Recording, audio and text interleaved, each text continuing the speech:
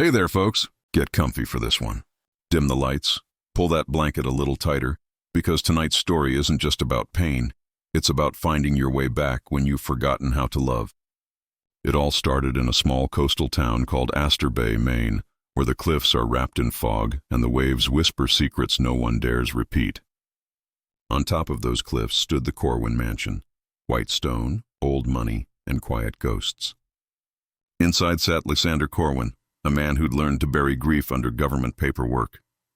The phone rang. The State Department demanded his voice, and he kept repeating, "Geneva in 48 hours." He stared at a photo on his desk, his late wife smiling in a field of daisies, and after a long breath, turned it face down. Today was her death anniversary, and he didn't go upstairs. Upstairs, 10-year-old Marielle Corwin sat by her window, lighting a tiny candle beside her mother's picture. "Rest easy, Mom," she whispered. Then came the sharp click of heels on marble. Seraphine Vale, his new wife, entered like a storm wrapped in perfume. "Lysander," she called, her voice sweet but sharp. "You focus on Geneva. I'll handle things here." He nodded, avoiding her eyes, and minutes later the sound of his car faded into the fog. Marielle watched from the banister, feeling smaller than the silence that followed. Breakfast the next morning felt like a funeral. The table was too long, the silverware too loud. Seraphine sipped tea, lips curving into a fake smile. "Martha's scones are divine." "Marielle, maybe you should learn something useful. Help in the kitchen." Marielle looked down. "Yes, ma'am." Lysander checked his watch. "Be good, sweetheart. I'll call tonight." Then the front door shut, and Seraphine's smile vanished like a mask dropping. "Clear the table," she said. Martha moved, but Seraphine stopped her. "No, let the girl do it." Marielle obeyed, stacking plates with trembling hands while Seraphine leaned back, watching. "Lysander deserves peace," she murmured. "You should let go, too. Take those daisies outside. Toss them." Marielle froze. "But they're Mom's favorite." Seraphine's tone turned cold. "This house doesn't need funeral smells." So Marielle stepped outside into the mist, whispering, "I'm sorry, Mom," as she scattered the petals into the wind. From the window, Seraphine watched, expression blank, like it meant nothing at all. Rain rolled in that afternoon. A cup slipped from Marielle's hand and shattered. "I'm sorry," she whispered, but Seraphine only laughed. "Cracks don't heal, kid. Clean it up." Marielle knelt, picking glass shards with shaking fingers. Seraphine's voice cut through the storm. "You still have that picture of your mom?" Marielle froze. I don't know what you mean." "Don't lie, I saw it." "Never let me see it again." Marielle's throat tightened. She nodded, tears stinging her eyes. "Good," Seraphine said, turning away. "Forget her." That night, Marielle sat by the candle in her room, its flame flickering weakly. Then, with a sigh from the sea outside, it went out. The next morning, the photo was gone. Marielle tore through her drawers, her blankets, her desk. Martha looked away when she asked. In the living room, Seraphine sat calmly, sipping tea and scrolling through her phone. "Did you take my mom's picture?" Marielle's voice cracked. Seraphine didn't even glance up.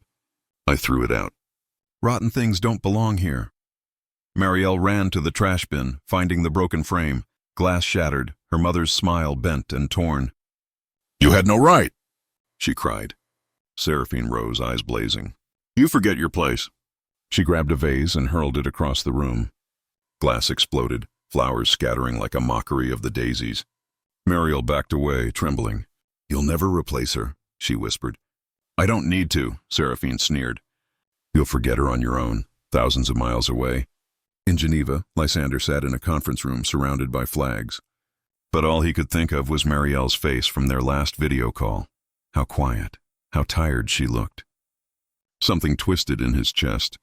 "Push back my session," he told his aide. "I'm going home." Back at the mansion, Seraphine paced the hallway, muttering to herself, the phone lighting up again and again with Lysander's name. She muted every call. Downstairs in the cold basement, Marielle sat on the floor, locked in. "Learn silence," Seraphine had said before slamming the door. Marielle drew her mother's face on scrap paper, hands shaking, the pencil smudging under tears. Lysander arrived just before dawn, the storm chasing his car up the cliff road. The house looked asleep, but something felt wrong. "Seraphine?" he called.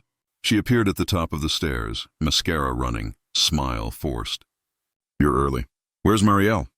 His voice was low, dangerous. Sulking, she said, probably hiding somewhere. Then came the faintest sound, 3 knocks, a muffled voice. Dad. Lysander's heart stopped. He ran toward the noise, found the storage door bolted shut, and broke it open with one hit. Inside, Marielle sat curled on the floor, clutching the broken photo.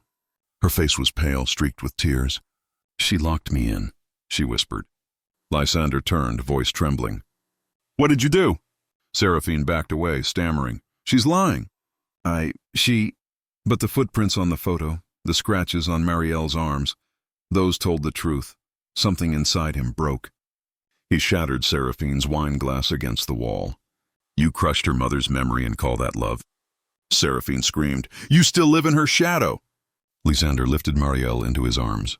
You'll never touch her again. Outside, rain poured as Seraphine's voice cracked behind him. You'll regret this. But the gates closed and the locks turned. For the first time in years, Lysander didn't look back. That night, he sat at the table with Marielle asleep beside him, her head on his shoulder. He pieced together the torn photograph with tape and trembling fingers. It wasn't perfect, but when he hung it back on the wall, it stood proud. The cracks showed, but so did the love. In the morning, the kitchen filled with smoke from burnt toast. Marielle giggled. Dad, you're terrible at this. He laughed too, for the first time in forever. Guess I'm still learning. They planted daisies in the garden, side by side, the soil under their nails and sunlight breaking through clouds. But peace never lasts without a fight. Weeks later, Seraphine returned, this time with cameras and lies. She posted a video of herself crying, claiming Lysander had abused his daughter. The internet erupted. Headlines screamed, diplomat's dark secret, child locked away in mansion. Reporters camped at their gates. Marielle hid behind the curtains, terrified, while Lysander stood in the living room, jaw clenched, refusing to run. We face this, he said quietly. No more hiding. He filed for divorce, fought every claim, and waited for truth to speak louder than lies. And it did. Seraphine's video was exposed as edited, her performance crumbling under real evidence. The world saw who she truly was. Lysander and Marielle walked through the storm together, and came out clean. Months later, the fog lifted from Astor Bay. On the cliff behind their home, father and daughter sat beneath an old oak tree. The sea stretched gold beneath the setting sun. Between them lay the mended photo, tape lines visible but whole. Your mom called this light at the end of the day, Lysander said softly. Marielle smiled, the wind tossing her hair. She'd like that we found it again. He nodded, eyes shining. She would. And there, surrounded by the scent of daisies and salt air, they finally found peace. So, folks, that's the story of the Corwins, of cracks that didn't break them, but made them stronger. Who got you most? Lysander finding his way back, Marielle holding on through the dark, or Seraphine lost in her own hate? Drop your thoughts in the comments below, because sometimes the stories that hurt the most are the ones that heal us too.